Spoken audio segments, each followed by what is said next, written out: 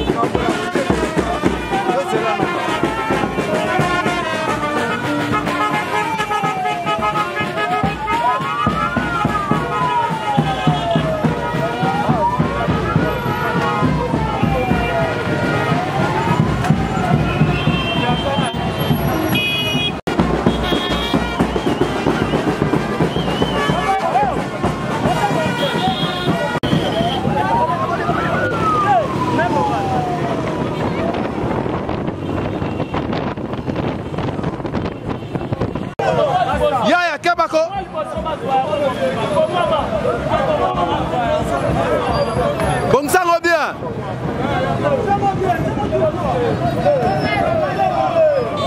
Ça va, c'est bon, Yara.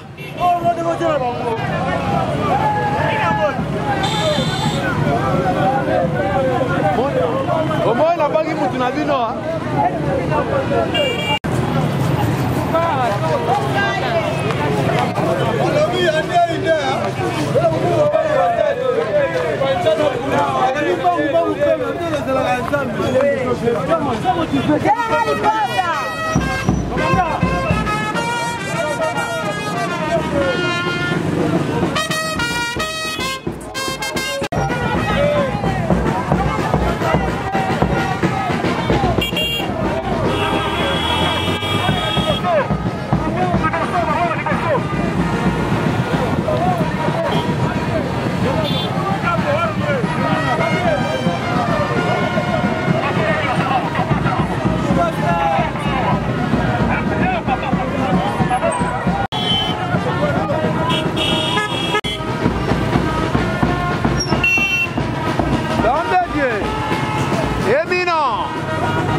Le révérend Élie.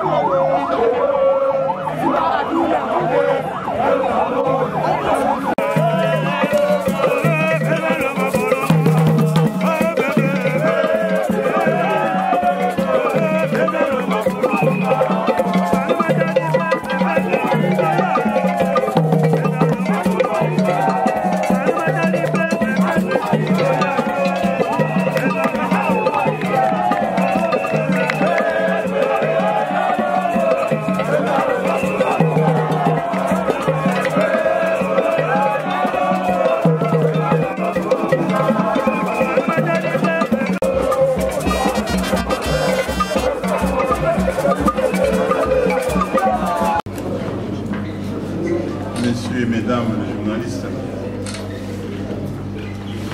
distingués invités, et toute référence observée à vos qualités.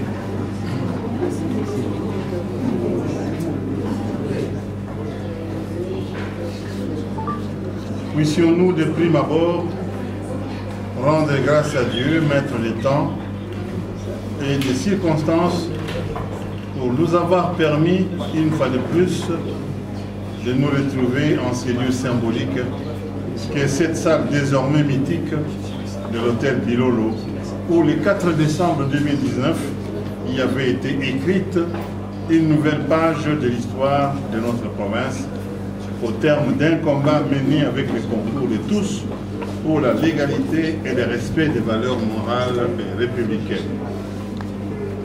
À la digne mémoire de son propriétaire, notre ancien collègue, Feu honorable Maswangi Nkwanga Bilolo Antoine, qui nous a quittés le 30 mars 2020, aux collègues députés provinciaux, victimes innocentes pour le combat de la liberté et de la démocratie, qui, voici près de 2 ans, s'étaient retrouvés ici avec nous, ainsi qu'à tous les autres collègues députés ayant passé l'arme à gauche, morts de maladie ou de morts naturelles, nous rendons un hommage mérité. John Kennedy disait que la victoire a 100 pères, mais la défaite est orpheline. La victoire, loin de tout triomphalisme, n'étant pas celle d'un groupe sur un autre, mais celle de tous indistinctement, jeunes et vieux, hommes et femmes, et c'est malgré le clivage politique. Puisse leur combat, qui est aussi le nôtre, mené au prix d'âpres sacrifices consentis, être porteur de lendemain meilleur dans un esprit de quiétude, de paix sociale, réservée, retrouvée et à sauvegarder. De reconnaissance. Puissions-nous nous lever et garder 1 minute de silence en mémoire de tous ceux qui nous ont quittés ces 2 dernières années.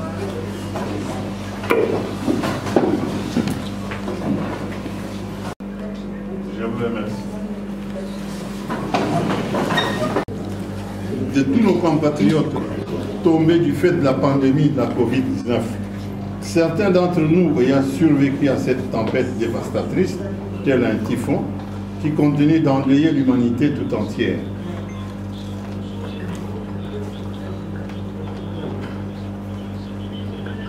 Puissions-nous nous inviter les uns et les autres à nous conformer aux prescrits du secrétariat technique du comité multisectoriel de la riposte à la pandémie de Covid-19 en RDC, dans le strict respect des mesures barrières édictées, afin de stopper net la route à ces mâts du siècle qui impactent négativement sur la vie de notre province, de notre pays, la République démocratique du Congo, et qui nous rappelle le célèbre fable de Jean La Fontaine, Les animaux malades de la peste, qui ne mouraient pas tous, mais tous étaient frappés. The last but not the least, nos hommages les plus déférents s'adressent au président de la République, chef de l'État, Félix-Antoine Tshisekedi Tshilombo, pour son implication en qualité de garant de la nation et du bon fonctionnement des institutions, afin que notre province du Congo central, d'où il a été formé, est devenue sa seconde province, après celle du Kasaï oriental, retrouve le chemin de la légalité et c'est conformément à son combat pour un état de droit en République démocratique du Congo. Des hommages réitérés à l'autorité du chef de l'État, qui, en sus de la présence de nombreux conseillers de notre province au sein de son cabinet, nous a fait l'honneur de voir figurer au sein du gouvernement dit des Warriors, sous la conduite du Premier ministre Jean-Michel Samba Lukonde Kyenge, 5 dignes fils de notre province, notamment Albert Fabrice Puela, Moudéron Simba Matondo, Didier Boudimbo Ntubwanga, Jean-Yves Bunkuluzola et Crispin Badou Panzo. Que le président de la République trouve ici l'expression renouvelée de toute notre gratitude, de notre loyauté, de notre fidélité et de notre attachement indéfectible à la vision de l'union sacrée de la nation sous son impulsion, et à laquelle nous convions tous les fils et toutes les filles de notre province d'adhérer massivement après 2 ans de guerre lasse, de tiraillements, de haine, de divisions et autres querelles byzantines qui n'ont eu pour effet que de corner notre cohésion, retardant pour des décades l'élan de notre province vers l'émergence, qui hier au peloton des têtes et à la traîne par rapport à d'autres provinces qui ont pris le pari du développement. L'heure est venue de taire nos égos surdimensionnés, nos ambitions démesurées, avec pour conséquence l'exclusion, l'intolérance, l'éclanisme, le tribalisme accentué par une perte de valeurs pérennes, jadis reconnues au Bas-Congo, tel le respect, l'attachement à notre culture et à notre langue.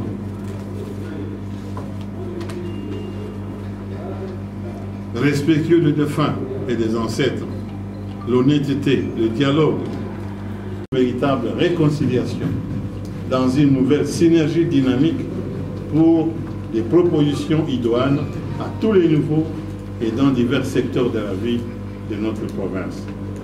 Nos jeunes doivent cesser d'être instrumentalisés par d'opérateurs politiques qui s'en servent malheureusement comme des marchepieds. La province compte sur cette jeunesse pour son avenir, mais à condition qu'elle s'intègre dans une vision entrepreneuriale. La relève est à ses prix. À l'endroit de Bambuta, force est de rappeler ainsi aussi qu'il nous faut, comme à l'indépendance, recréer cette unité caractérisée de l'Abaco, caractéristique de l'Abaco, initiative des pionniers des Alangu et autres, Antoine Kingoto, à sa création, mais qui ont accepté de céder la présidence du parti à quelqu'un qui avait un aura et un leadership hors du commun et qui, fort de la confiance dont il fut l'heureux bénéficiaire, a su conduire le parti Abaco vers les plus hautes cimes jusqu'à devenir le tout premier président de la République démocratique du Congo. Coalisé pour un idéal commun dans le respect des valeurs pérennes sociologiques de la province, ceci peut paraître comme une utopie. Mais il est permis de rêver. Nous pourrions revendiquer les postes en position de force au niveau central, tant disent les Belges, l'union fait la force. Et convenir en amont qui d'entre nous a le meilleur profil lorsqu'il s'agit d'occuper telle fonction stratégique. De telle sorte que si quelqu'un va à l'encontre de la ligne tracée, celui-ci le ferait à titre personnel et s'auto-excluerait de la dynamique du groupe. Les résultats auxquels nous sommes parvenus à ce jour sont, entre autres, l'aboutissement du travail de fourmi, de cette stratégie de gestion des ambitions par le dialogue en amont, a l'avantage d'avoir mis notre chère province à l'abri d'assauts imprévisibles. À l'heure où il vient de sonner le go de la réconciliation des fils et filles du Congo central et de tous ceux qui l'ont choisi comme leur seconde patrie, sans discrimination aucune, nous en appelons à une nouvelle prise de conscience et à un sursaut patriotique pour un nouveau départ. Comme de notre hymne national, Debout Congolais, prenons les plus belles langues. Enterrons définitivement la hache de guerre pour la paix. Makuku matatu, tukala mika mimbwa, tulekela kumosi, ye tuvumbukela kumosi.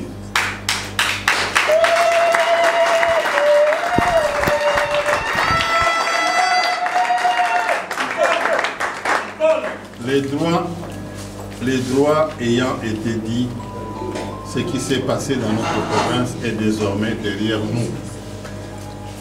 Élection du nouveau gouverneur.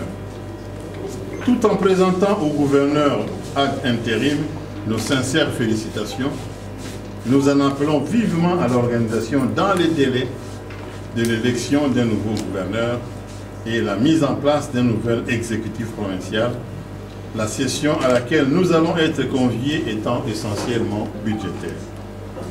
À nos collègues, nous en appelons à plus de sens de responsabilité, les conviant à ne pas désacraliser notre mandat par des pratiques clientélistes, avec pour conséquence qu'est élu le gouverneur, le candidat le mieux offrant.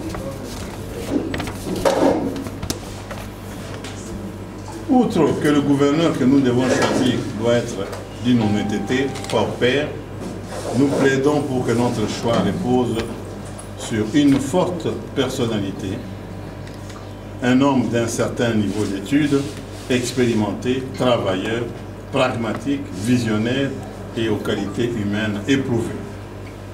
Autrement dit, il nous faut privilégier les critères de compétence, de haute moralité, de loyauté, de fermeté, afin que le nouveau gouverneur ne soit pas ces tiroirs caisses pour des paravents politiques tapis dans l'ombre, la province étant devenue une vache à lait au détriment de la population. D'où notre appel pour non seulement appuyer la patrouille financière, mais aussi pour intensifier les contrôles parlementaires. Nous en appelons à la révisitation des contrats léonins où les sols, les sous-sols et autres patrimoines de la province ont été spoliés. Tout en tenant compte de l'équilibre socio-géopolitique, les choix pour cela ne doivent pas être celui d'un tribalisme éhonté. Étant sauf et intact le principe du libre accès pour tous aux charges d'État. Loin de prétendre à une parole d'évangile, nous avons voulu ouvrir des perspectives afin que la province reparte du bon pied.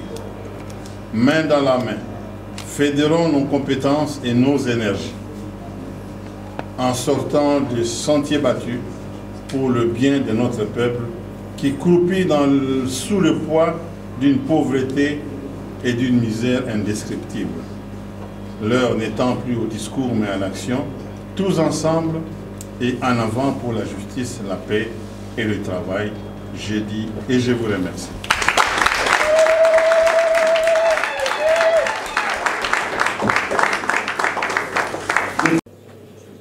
Et vous allez constater la lettre du procureur près la Cour constitutionnelle.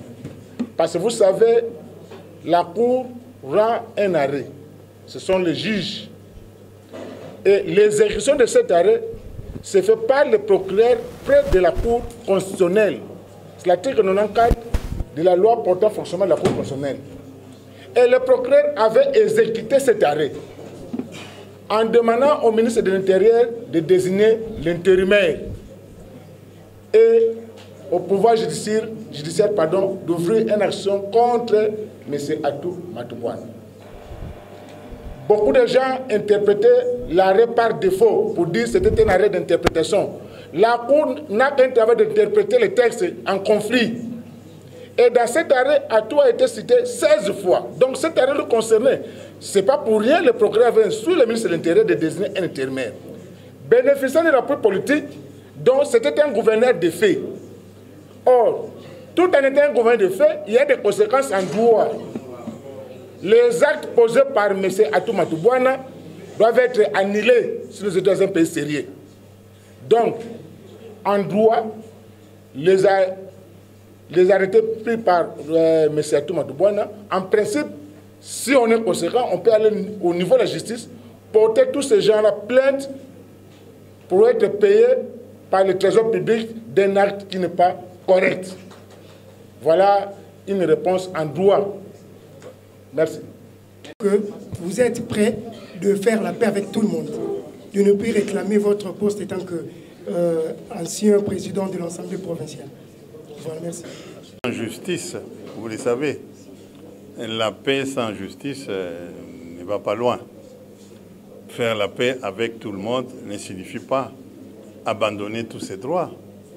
Nous sommes dans un état de droit. Nous voulons que tout se fasse en conformité avec notre règlement intérieur. Et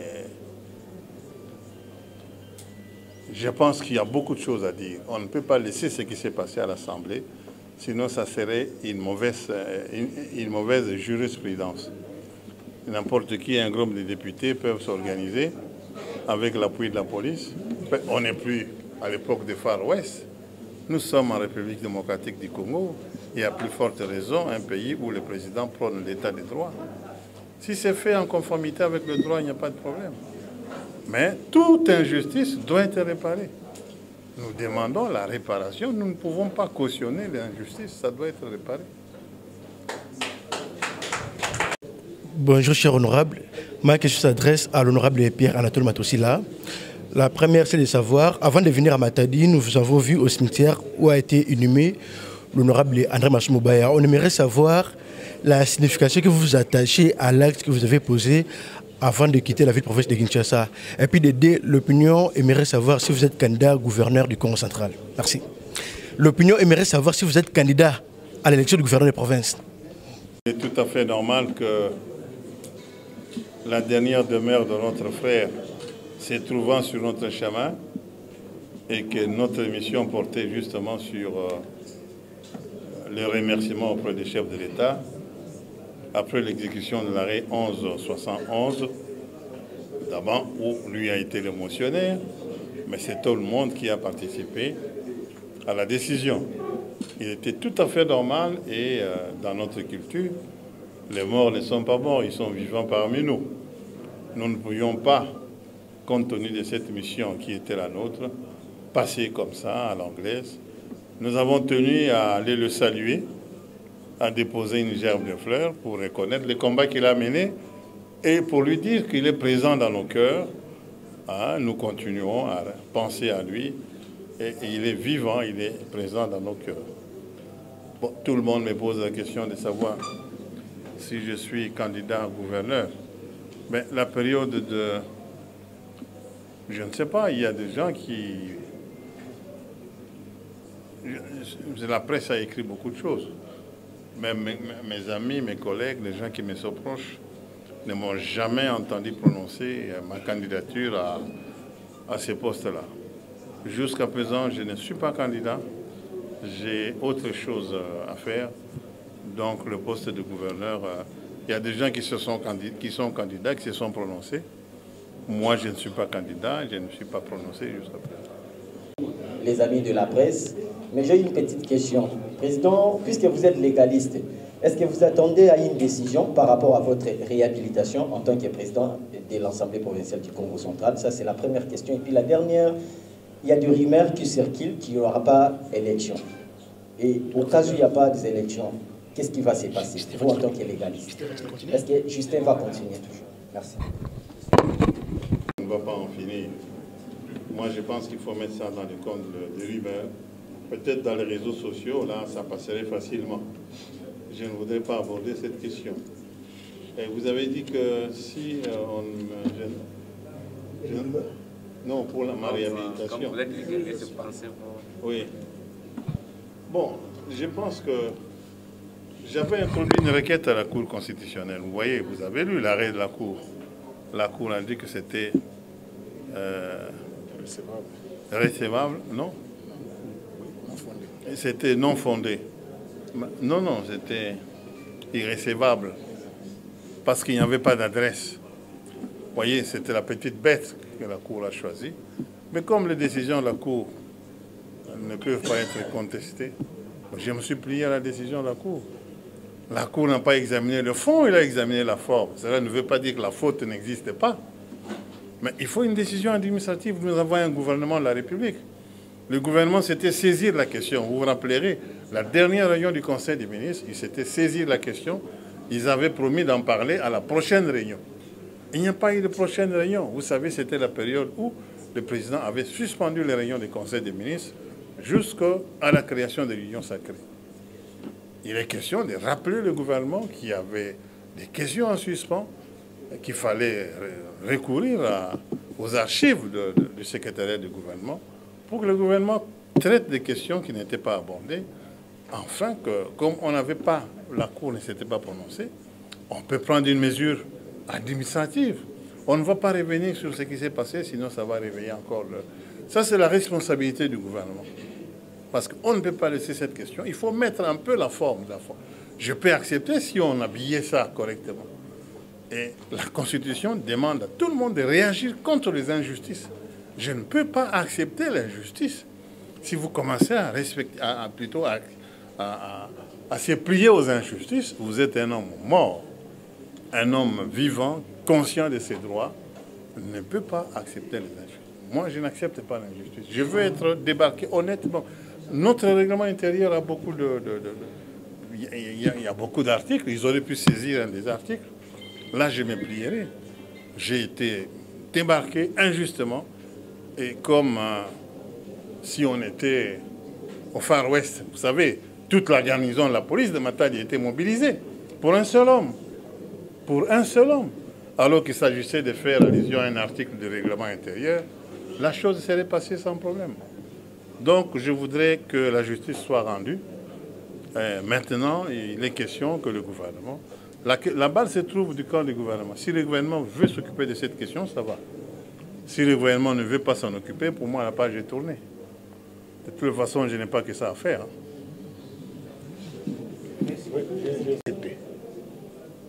Or, nous étions sur le plan de la forme de la requête au niveau de la Cour.